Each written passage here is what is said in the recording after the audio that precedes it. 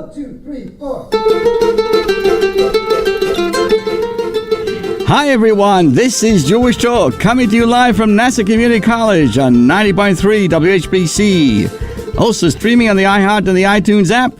This program is later archived on Spreaker.com. My goodness, I'm telling you. We can also be seen on Facebook, on WHPC's page and my page, Rabbi Perl or Anshel Perl.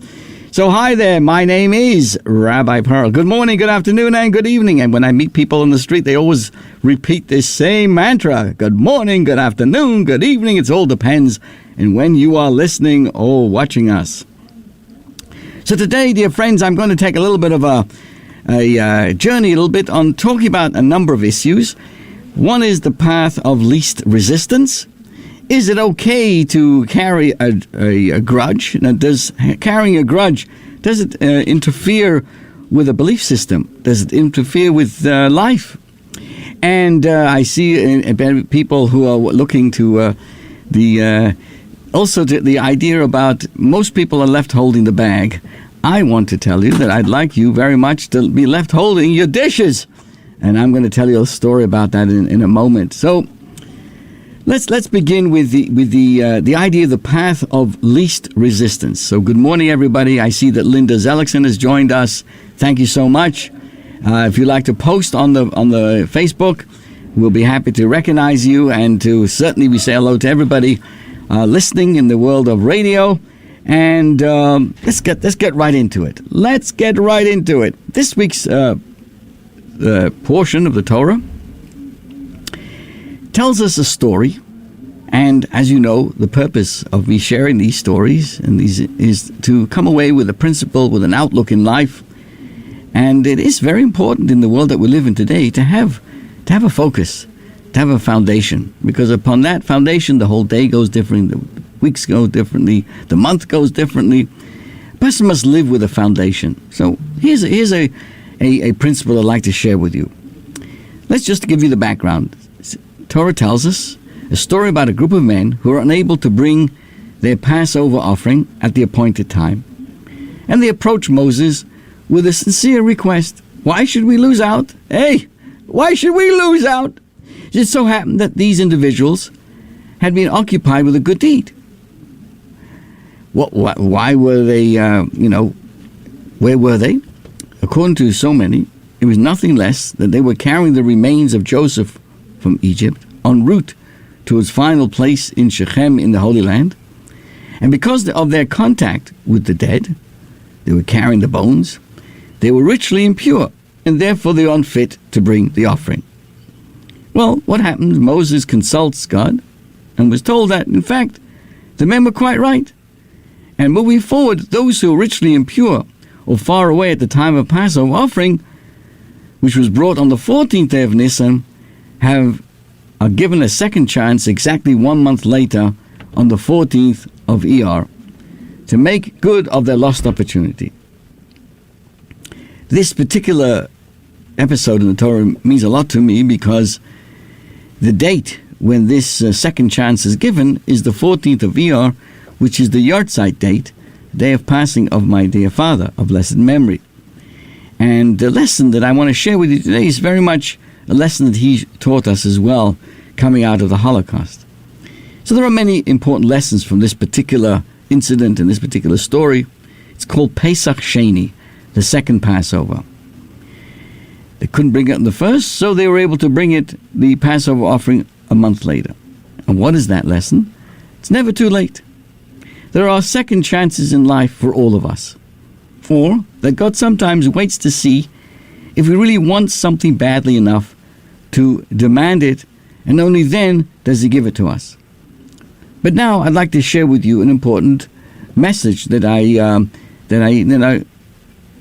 this is part of that. My father, of blessed memory, survived the camps, concentration camps, slave labor, and all the terrible things. And he came out. He saw the opportunity as a second chance to make up for that horrible time in his life. Well, so what those men in Moses' day did was quite inspiring.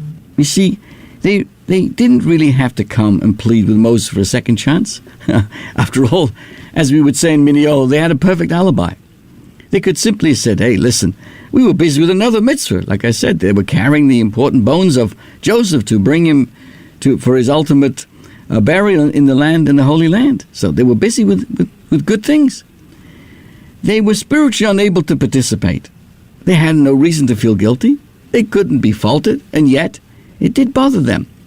They felt left out and genuinely desired to be together with their brethren in the observance of another mitzvah, this Passover offering.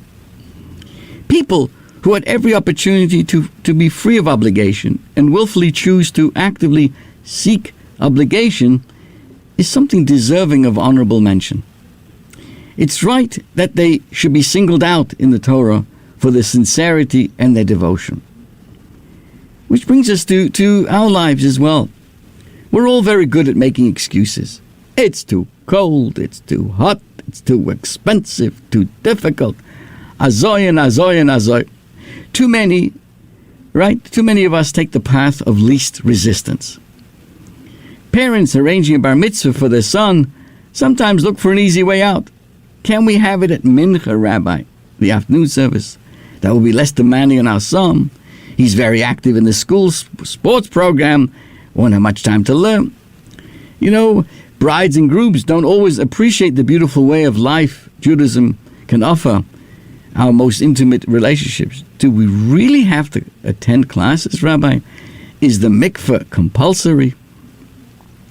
The difference between a success and a failure is that a failure makes excuses and a success makes a plan. I'm sure you've heard that before. So what can we learn? What do we learn from this particular insight? Let's not look for excuses. Not to opt for easy ways out. We can learn from these men in the wilderness who could have had every excuse in the book, yet happily chose to look for a new mitzvah and to share in the good deed of their community. Very beautiful. Thank you so much. And I really appreciate this. And I want to say hello now to Jeffrey Hirsch, to Miriam, David, shalom to you, and all those who are joining us. Please, it's a pleasure. Thank you so much. Put up your comments, and let's move on. Let's move on. You know, another thing that I often think about, I don't know if you all know that, but I'm a rabbi. I don't know if you know that. And, I've fooled many, but how do we balance the old with the new? Kim is looking at me like I'm off the wall. Is this who we're allowing to the studio every week? How do we balance the old with the new? The ancient and the venerable with the latest and the greatest? How do we speak to a generation that views traditions as antiquated relics of the past? Is old necessarily old-fashioned? Is dated automatically outdated? Can we in fact embrace modernity without compromising our long-established values? And I want to share with you again another principle, another insight, a perspective in life. We find an interesting contrast. Again, at the beginning of this reading, we find an instruction to Aaron, the first high priest, that he has the mitzvah of kindling the menorah. This was a golden candelabra in the sanctuary of the temple of old. And then we read how he did so by Yaskein. To his credit, he did exactly as he was told in lighting this menorah. No changes, no deviations, no embellishments. Now later in the portion we read the instructions to Moses, which is Aaron's brother, to fashion 2 silver trumpets. What were the purpose of these trumpets? To call leaders to the meeting, or people to assembly, to announce it was time to break camp. And the Talmud tells us that the trumpets were to be made by Moses, and they were only for him and not for subsequent generations. So here we have a number of sentences telling us, introducing us to these trumpets, and yet the Talmud clarifies that it's only him. He has the commandment, not everybody else.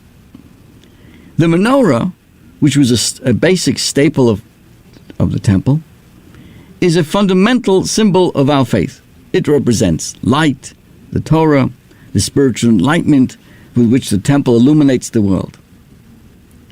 But the trumpet that Moses fashioned was simply a tool, a microphone, so to speak, to call people to assemble, to lead them into battle, or to announce some special festival day.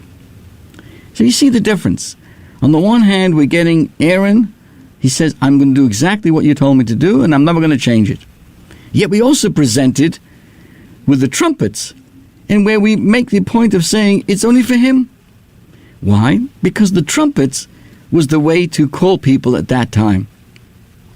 Today, just to be, for argument's sake, you could send out a tweet. You could send out a Facebook posting. So the modem of how to communicate something, you can live with the times. One, the menorah is a core value. It's light. The other is a means to an end, a method of communications. The menorah is eternal, non-negotiable. But the other, the trumpets, is guided by pragmatics. If a trumpet doesn't work and someone invents a loudspeaker, we may as well put aside the trumpet and embrace the new loudhailer, as I said, different ways of communication with social media. So every generation, the point I'm saying, every generation or every part of our life must balance steadfast exactness and absolute. At the same time, the method can also be a little bit different. You see, every generation needs that menorah.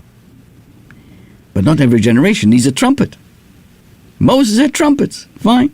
Today, how do I communicate? How do you communicate? We go on Facebook. We go on LinkedIn. We have a radio program. There's so many other contemporary forms of social media that we can get the word to the people. And it's perfectly fine. Many people many years ago questioned Rabbi Schneerson, the Rebbe, where he allowed himself to be heard through a radio program from Fabrengens or even on cable TV. And a lot of people say, wow, this is not, it's out of the norm, it's out of the tradition. It's just a form of communications. You use what you can. So Moses had a trumpet, and the Talmud says he had the commandment. Other generations, and then when they had to bring the people together or get a message out, it could be a different form of communications. But at the same time, the menorah, that's not an instrument to communicate a message. It's the message itself. And when you talk about the message itself, it has to be absolutely truth. You can't water down the message. You can do it, this format or that format, but if it's something true, it has to be eternal. Therefore, there's an emphasis that Aaron did exactly what he's supposed to do with the menorah. But Moses, with his trumpet, okay, in his generation was a trumpet. In our generation, it's a different kind of format. Our values are eternal. They never change. But how we communicate those values to the people changes in each generation. They're baby boomers, Generation X's, millennials, Generation Z's, all have their own mindset and need a style of communication that resonates with them. I also want to say that I'm talking to you on the radio, thank you to WHPC, and I can actually see people communicating with me through Facebook. And I want to say hello to Michael Rosenberg, to Richard Rottenberg. Fantastic. Thank you so much. So what you see is that you can have a communications. That's fine. It's fine. But what I'm communicating, all the ideas have to be eternal, have to be true, can't be made up. So if a person's in the position of a community leadership, an educator, may very well, need to reinvent themselves, and more than once in our tenure and how we do things. We will still share the same subject matter and values, but with a new vision. So, for example, pivoting is not only a current COVID necessity.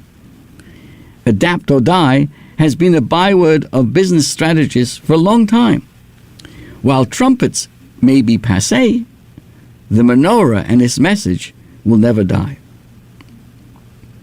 So, I thank you so much to Linda Zellickson and to everybody out there and everybody in the world of radio and Facebook and everything else. Let's talk a little bit about grudges. I was asked this question: how does holding grudges trap our spirituality? And I thought about this coming here. You know, if you really want to boil it down, if a person holds a grudge, it actually stifles a basic belief in the workings of the Almighty. Now, that's a strange, outlandish, saying. Again, if a person holds a grudge, that person is actually stifling a basic belief in how God works. Let me explain. A friend of mine went to use the restroom in a large department store where a toilet fell off the wall, landing on her foot and breaking her toe. That's a true story. What's the moral? If you're supposed to break your toe, God can use anything, even a toilet. God has many agents, our sages say. Life may seem to be no more than a countless interactions with people, with places, with things. But if we really think and pause for a moment, behind them all is God, who's choreographing events to happen exactly the way He wants them, to the ultimate benefit of all involved. The famous Baal Shem Tov, the founding master of the Hasidic movement, taught, if someone hurts you, this hurt was meant to happen to you. Yes, the agent of your misfortune has an account to settle with God, and you could actually sue for damages as well. But nevertheless, accept that for some reason this wound had your name on it, and it was for your good. Then you can shed the grudge and move on. If a person really thinks and appreciates how God plays in the most important role in our lives, and everything comes from God. So if someone has done something to us, why waste the rest of your life holding a grudge? You're actually, as I said earlier on, you're actually undermining a basic or stifling a basic belief in God, that God is running the show.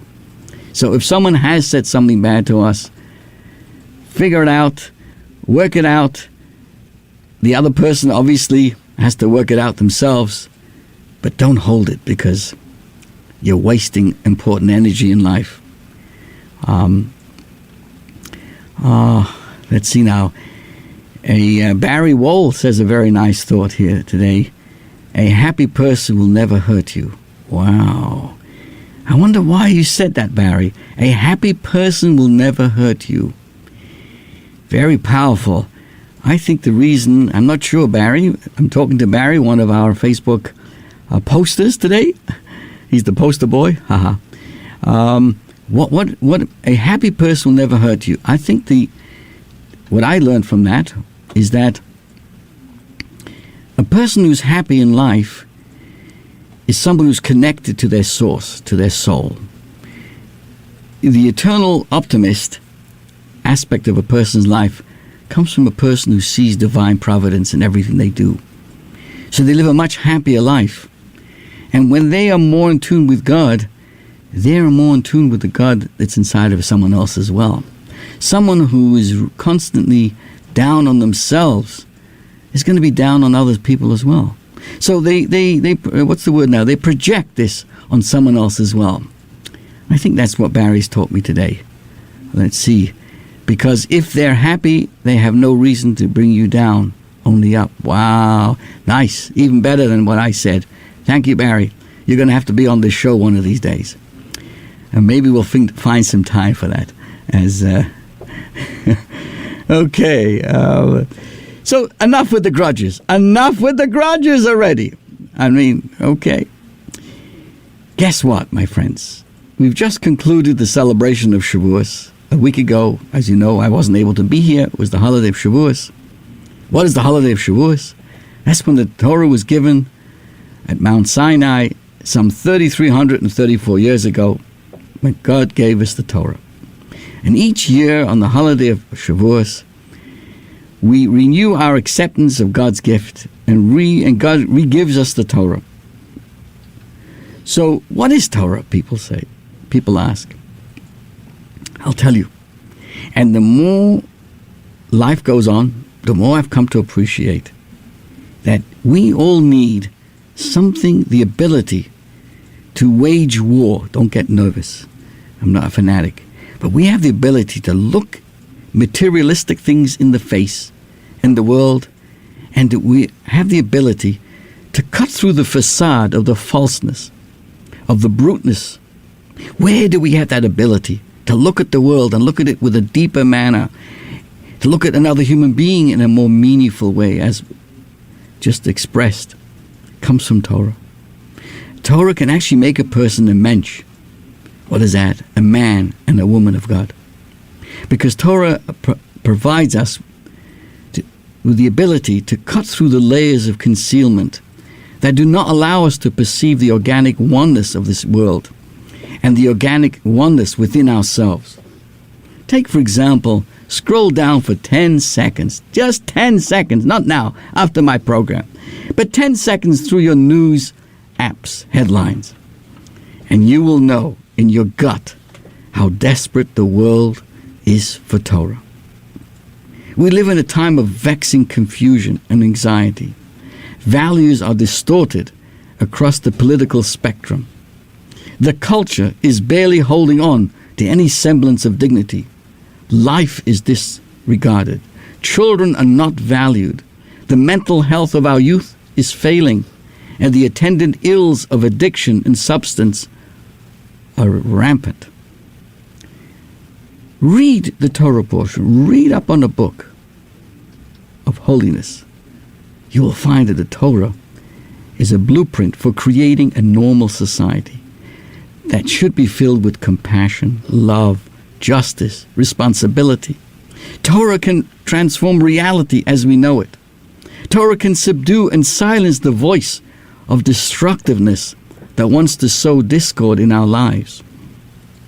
Torah can provide us with serenity when we feel overwhelmed with the burdens of living.